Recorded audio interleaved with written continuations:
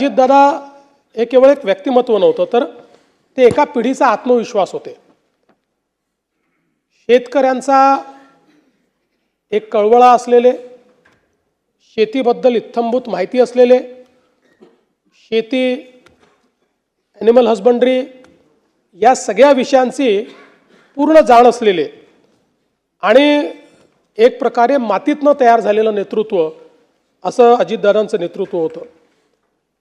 त्यांच्या जीवनामध्ये अनेक संघर्ष आले, कुठल्याही संघर्षाला त्यांनी पाठ दाखवली नाही. सातत्याने त्या संघर्षाला सामोरं ते गेले, कधी पोळापुढे झुकले नाहीत.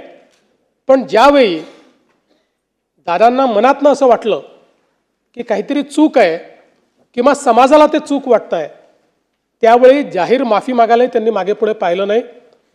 अशा परिस्थितीमध्ये दादा कुठलाही इगो न ठेवता जाहीरपणे माफी मागून पुढच्या कामाला त्या ठिकाणी लागायचे, हे देखील आपण बघितलेलं आहे.